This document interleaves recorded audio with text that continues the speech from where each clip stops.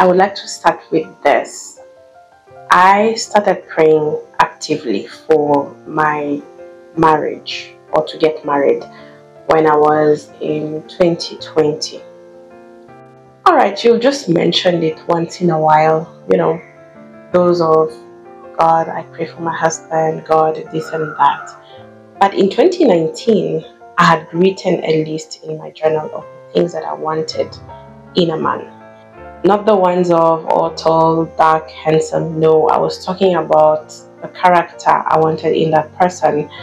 I was asking God to give me someone who loves his family. I was asking God to give me someone who is kind-hearted, who is genuine, who has a personal relationship with him. Though God knew my preferences in terms of what the person should look like physically, my focus was, I want someone of good character, someone I can understand, and someone who can understand me, someone I can laugh with, someone I can tell jokes with, someone who is easygoing. There were so many things I put in terms of character that I wanted in that person. To be honest, I was like, I just want someone I can feel like this is the person I want to be with, because physical attributes are there, but I also had preferences. I said, I want someone who is tall, someone who is, good looking. Like, I'll be happy to look at him, I prayed. I hope I can find that piece of paper. But I left it at that. Fast forward to 2020, towards the end of, the year, there, November, December, I took it seriously. I was like, hey, you know what? I think I really want to get into this thing called marriage, because I felt ready. I wanted to have children and everything, and I just wanted someone to be a companion to and someone to partner with. I was just feeling, now, this pandemic thing and all the things that were going around, and most people were alone. I started developing a need or a want to be with someone. So that's what happened. I do remember that I started declaring actively that 2022, and I don't know why I chose 2022, but I said 2022 will not pass. I'm still working. There are things that I want to achieve before I get married. I think 2022 is the year for me to get married. So I started declaring 2022, I'm going to get married. 2022 will not end. I will get married. I don't care how, but it will happen. And yeah, I will declare that thing. I will declare. I will just say 2022 December will not pass. And I had a supporting verse. And there's a verse that says that he who finds a wife finds a good thing and obtains favor from the Lord. And me having a lot of faith and believing that nothing is impossible with God, I said, because there's no way it's just for a man to find a good wife, but why is it not the same for us, for me? So I want a good man as well. So if you are going to give me a husband, give me to a good man. I left it at that. Fast forward to 2021. Somewhere in 2021, February, I just had a dream that was so vivid. And somehow I knew that dream was announcing my husband. Somehow I knew, because it was so vivid and so clear that I just knew this is from the Lord. And basically, I'm not going to give you all the details, but just to tell you that I could see myself climbing a mountain with a close friend of mine. We were climbing a mountain, being guided by someone. So I believe it was the Holy Spirit. And then we got into kind of a building, that looked like a tower. And in that place, there were so many guys seated, but there was one standing tall, and he looked like a general. My friend had already left. I don't know where she went in the dream, but I found myself by myself. It's like, the way light is being pointed at someone. That is how light was being pointed at that person. I didn't know their name. I couldn't see their face properly. But when we held hands, because he actually was waiting for me, and he said, I've been waiting for you. I could look at him. I looked at him because he was taller than me. I looked at him and I was like, wow, this is the guy, I was like, okay, what does that mean? And I kept on praying, and I was excited about it. Actually, I was very excited. I'm like, I think this is my husband. I think this is my husband. In my heart, you know. So I kept on praying, kept on praying, kept on praying. Eventually, I forgot about that dream. Fast forward to November 2021, and 2021 was the worst year of my life in every aspect. I'm not gonna lie, I'm not gonna speak about it, but it was just a year that I didn't want to remember, and I don't want to remember. But it's also the year I met my husband. So in 2021 November, I got into a fast, a 3-week fast, because I was just like, yo, things are not happening for me. I want to pack my bags and go back to my dad's house. And my dad is in DRC, so I wanted to move out of Kenya. And I was so ready. You guys will encourage me, no, you know, don't go. I was like, I'm done, no, I'm done. Why should I suffer here when I can be at home? You know, that was my my point. My dad has a home, I have a home, so let me go back. Yeah, things were not working financially. Everything was just not working for me. I had already made the decision, but I wanted to make sure that I'm doing the right thing. So that's why I fasted. And I was also not really prayerful at the time because of the many discouragement that I had encountered. This is what happened. So I find myself in November, and there was this worship experience being advertised at my church at the time. And so I said, I need to go to that one, because every opportunity for me to worship or take time in the presence of God, I would take it, because prayer was not working for me at the time. That was my own fault, but I was not just motivated. So that year, every worship experience, I'll find myself in every worship experience. So I said, this one has come. At least I know I'll be happy, you know. So I went for that worship experience and actually told my friend, let's go. She said, oh yeah, let's go, let's meet there, and then, you know, we can come back together, blah, blah, blah. And so after the worship experience, she introduced me to a guy.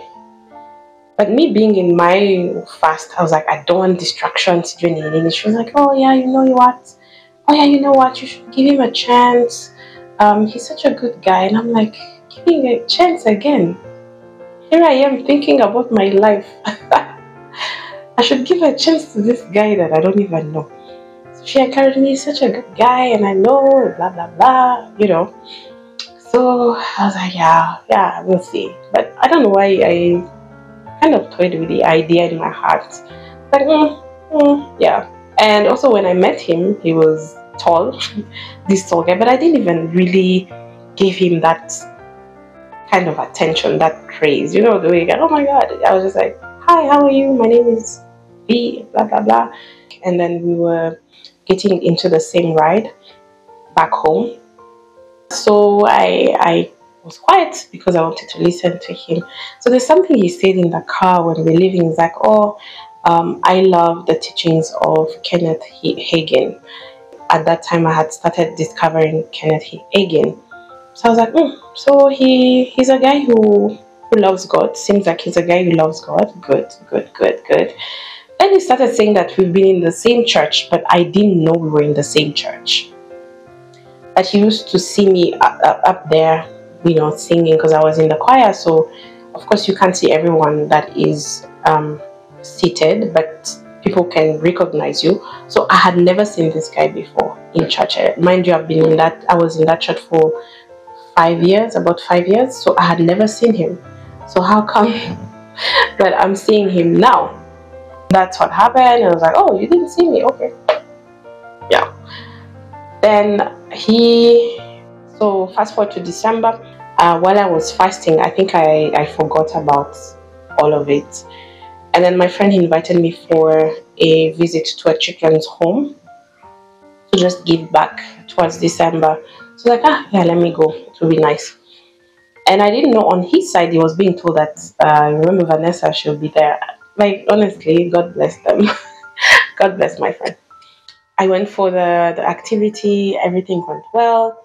Apparently he was struggling to ask for my number because, yeah, he didn't know that maybe I shall say no and everything. So I was living with someone I was living with someone else, another friend of mine. She was to drop me somewhere. For some reason, we went back to where they were. So when we went back to where they were, I see my husband coming and telling me, okay, before he became my husband, telling me, hey, I would like to take you out. Would you be willing to go out with me for coffee? Coffee, tea. I said, yeah, no problem. So I gave my number. I think we scheduled a date for the 24th of December, Christmas Eve. Yeah, we spoke and everything. It was nice. I could tell he's a nice guy and everything. He was nervous, but it's okay. Me, I was eating my burger like no one's business. We had a good time talking, conversing. I was like, that's a nice guy. Also, I came almost like 45 minutes late. So I was like, hey, will I find him? Because I was so late that day. So he waited for me. And you know what? He didn't get mad at me. He was like, hey, I'm so happy to see you. Yeah, I've been waiting for you. Don't worry, I was on the phone. So I was like, oh, he didn't get mad at me. Okay, that's nice. All right. I didn't see any tension or anything. I didn't feel any tension. I was late for 45 minutes. So we went to Java House. We ate and everything. We had a good time. Now it was time for me to go back home. I took my cab and everything. We went for another one. And the other one was on 31st of December. And we spent New Year's together. There were those fireworks at the waterfront in Karen, so we went for pizza because I wanted pizza. So we went for pizza. It was nice. It was just so chilled, the way you can just enjoy someone's conversation. And I could tell he's a fun guy. He's genuine. So we had a good time, and then he dropped me back home. Then again, we had another date, and now he stated his intention towards me. I was like, you know what? I'm not just taking you out just to please you or please myself, but actually I am interested in you and I would like to start a relationship with you, know you more and everything. I told him, let me pray about it. I told him, let me pray about it. Give me some time and I will let you know. So I think it took me about 4 to 6 weeks to kind of introspect myself and ask myself, is this really what I want? Because you know what? Am I ready and everything? So I was like, I need to go back home. I need to go back home. I said yes. So we started a relationship. To be honest, I felt peace in my heart. I'm not going to lie. Every time we'll date, it's like God will show me an attribute about him that I would like, I was just drawn to him. And I was like, okay, would it be that? Because I feel at ease, like hakuna mambo mingi, he's a kind guy, and then he's so genuine. So I'm like, I like that, And I would ask him so many questions about his spiritual life, his family, and his finances and everything. And every time he would give me the answer I want to hear. And I'm like, let me twist it a bit more. I will just find those questions to just twist them. He would always answer so well, especially what I would ask God for him to answer. I don't know if you get that. Like, I would ask God that if I ask him this question, let him answer that way. So I'd ask God for signs, like I want him to say this about family. I want him to say this about relationship, and I wanted someone who loves children as well. Things were just going on well, I started liking this guy. We'll go for dates and dates. He told me I want to get married, and I'm not here to joke or to stay or to just take you around, but I really want to get married, and you are the one that I want. I think I'll stop it here because I was only to talk about how we met, not how we got married, but that's how we met. Basically, we met in church at a worship experience. Let the Holy Spirit be your guide. Let the Holy Spirit be your guide. Pray for everything. Don't just let it to to chance, because another prayer that I made was, God, you know everyone, you know everyone's heart. So do not give me to a man whose heart is evil. Because he knows everyone, let him bring me the person with the heart like his. Many of us forget that the Holy Spirit knows everyone.